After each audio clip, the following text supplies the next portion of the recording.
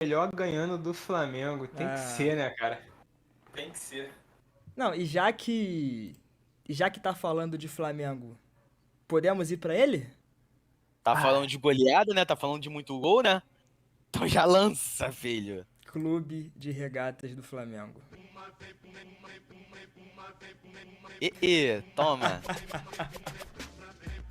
Ih, mano, acho que fizeram a arte errada, hein?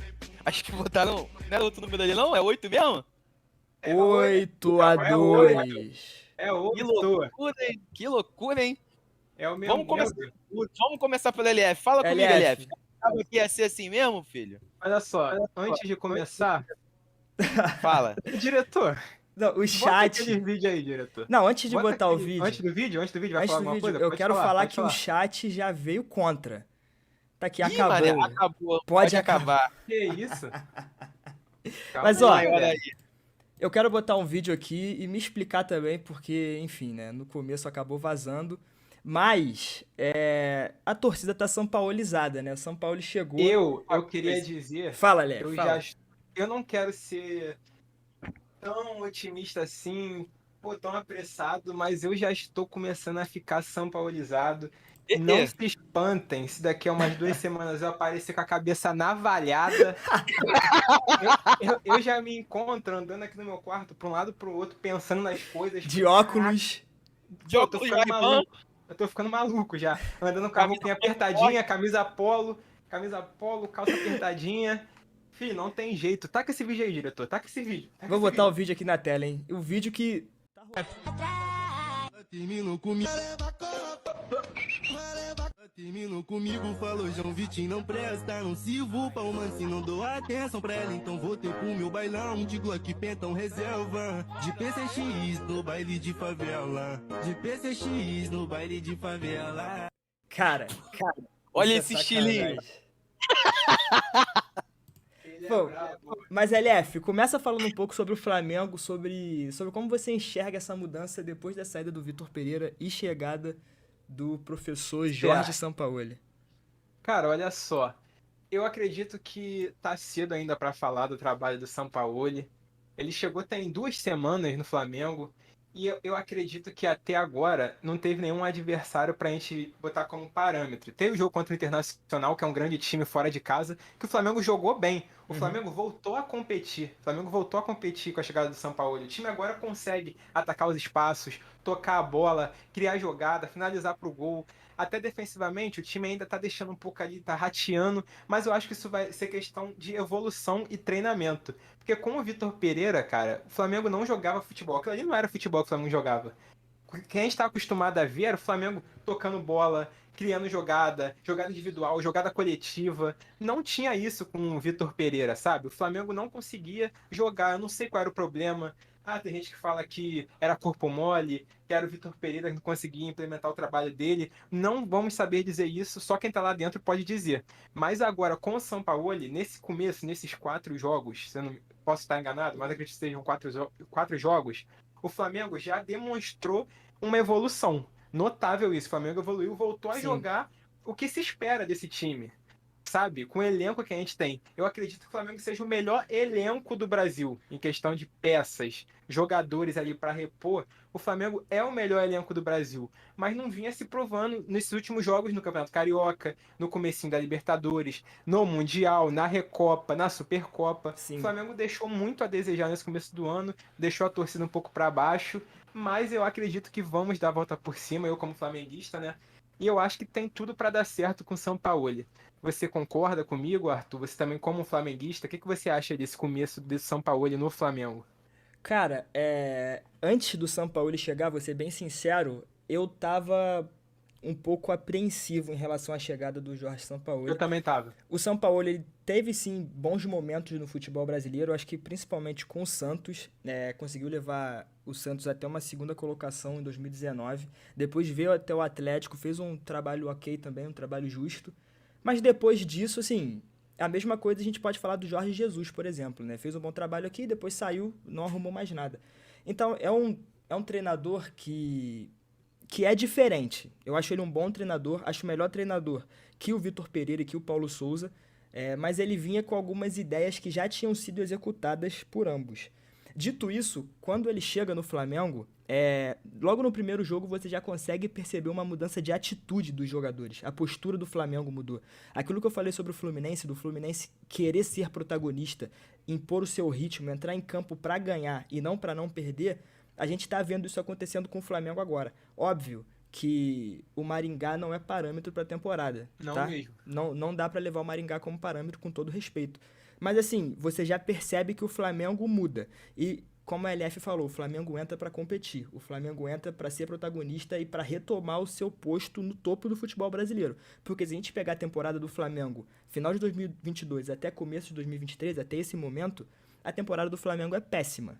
Ela não é ruim, ela é péssima. O Flamengo perdeu todos os títulos possíveis e a diretoria, vendo isso, ainda tentou em alguns momentos manter o Vitor Pereira, Exato. bateu de frente com a torcida em alguns momentos, jogadores bateram de frente com a torcida, vários jogadores caíram muito nível, vazou recentemente aí esse vídeo que viralizou do torcedor cobrando os jogadores. Gerson, você acha que você é o De Bruyne, o Gundogan? Pô, Gabigol, não tá jogando nada, que não sei o E quê. Gerson que voltou a jogar bem, né? E esse era o ponto que eu ia trazer. Muito bom vídeo, por sinal. Esse era o ponto que eu ia trazer. O Sampaoli, por mais que ele seja um treinador diferente, os trabalhos dele mudam muito rápido. Então você consegue perceber que o Sampaoli chegou no time muito rápido. E isso é o que está acontecendo com o Flamengo. O Flamengo jogou bem na Libertadores. Pode falar, desculpa. Não, pode falar, termina. Não, então, o Flamengo jogou bem na Liberta, o Flamengo, apesar da derrota, jogou bem contra o Internacional, o Flamengo agora contra o Maringá volta a jogar bem, o Gerson, que não estava jogando nada, começa a jogar bem, o Thiago Maia, que estava rendendo nada, estava muito mal, fez uma boa partida ontem, o Pedro voando, o Gabigol, apesar de não estar numa boa fase, claramente ele não está no melhor momento dele, mas ele também, bem, ontem, por exemplo, jogou bem, conseguiu fazer algumas coisas, ajudou bastante o time. Então, assim, o Flamengo vai conquistar os títulos que a torcida espera esse ano? Eu não sei. Mas fica bem mais perto disso com o Sampaoli do que com o Vitor Pereira.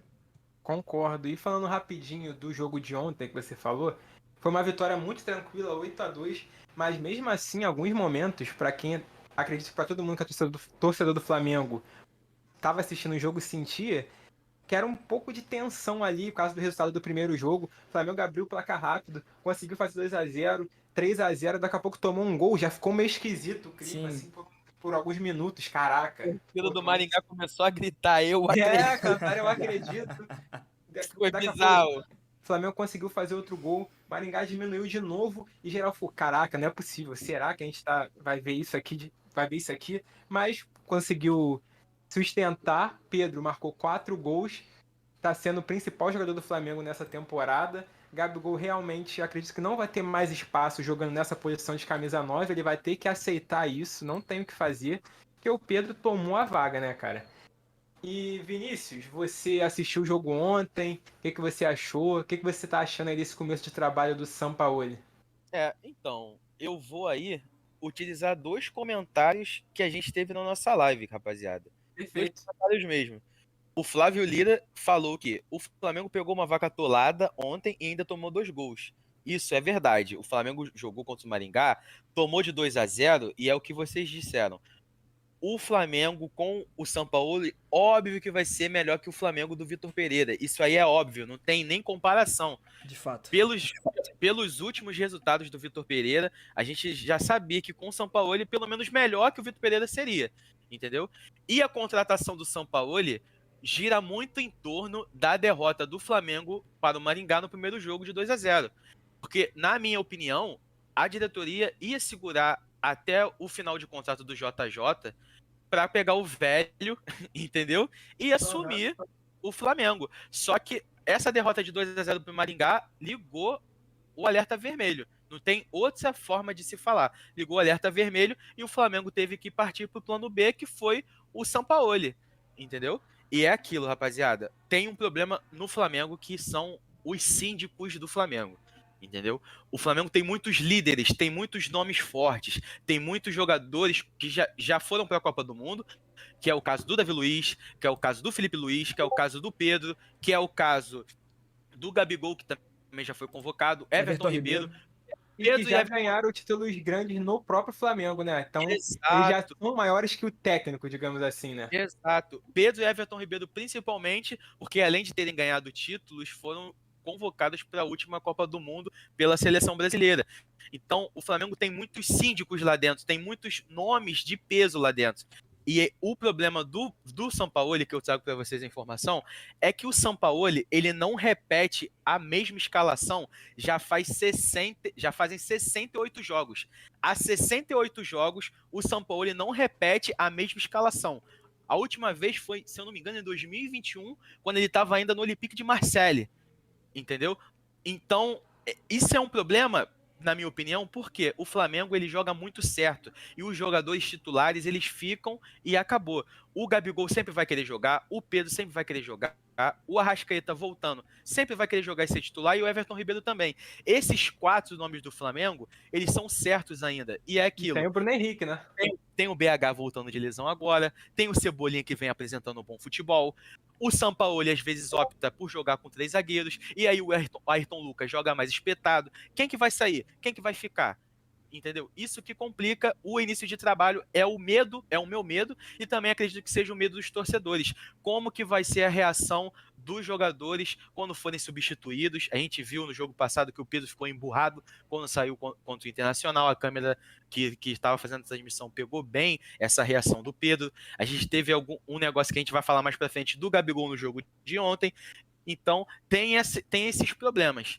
Mas esse jogo contra o Maringá serviu como uma válvula de escape para o torcedor sentar, respirar e acreditar que o Flamengo, o malvadão, porque atualmente não estava fazendo mal para ninguém, somente para o torcedor, o Flamengo está voltando a ser o malvadão e enfrenta no domingo um clássico contra o Botafogo, que a gente já comentou aqui, enfrenta um clássico contra o Botafogo e o retrospecto do Flamengo contra o Botafogo é ótimo. Dos últimos 5 jogos entre Flamengo e Botafogo foram 4 vitórias do Flamengo e uma apenas do Botafogo. E uma dessas 4 vitórias foi a vitória no Campeonato Carioca, em que o Flamengo entrou com um time sub-23, sub-20 e conseguiu a vitória de 1-0, o gol do moleque Matheus Gonçalves, cria da Gávea, que joga muito, moleque rabiscante. Fala comigo, Arthur. Cara, então, eu concordo com tudo que você falou sobre o Sampaoli, tudo. Mas eu queria falar não especificamente do Sampaoli, mas sim sobre a contratação dele, já puxando um pouco para a diretoria. O Flamengo hoje, igual o LF falou, tem o melhor elenco do Brasil, eu concordo com ele. O Flamengo é recheado de craques. E a gente não pode deixar que essa geração se perca de uma maneira equivocada. O que eu tô querendo dizer com isso? Não dá para a diretoria ficar agindo no amadorismo todo ano. Não dá para a diretoria trazer o Vitor Pereira, que perdeu 2 títulos pro Dorival, quando eles mandam o Dorival embora.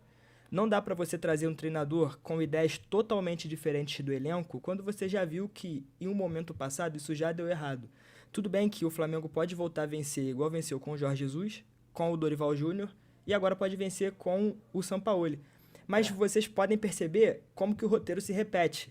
Tava o Abel sai, vem o Jorge Jesus. Tava outro treinador, cai, vem o Vitor Pereira. O Dorival, no caso, tiraram o Dorival, veio o Vitor Pereira. A mesma coisa o Paulo Souza. A mesma coisa o Domenech. E agora a mesma coisa o Sampaoli. O E Sampaoli... não tem um padrão, né? Então, era isso que eu ia trazer. O Sampaoli joga de um jeito, o Vitor Pereira jogava de outro, o Paulo Souza de outro, o Renato Gaúcho de outra forma, o Domenech de uma forma completamente diferente. Então, assim, a diretoria do Flamengo continua agindo com amadorismo, como se não tivesse aprendido as lições. E o que mais me deixa frustrado é que as pessoas que estão lá dentro agindo dessa forma ainda pensam que estão certas.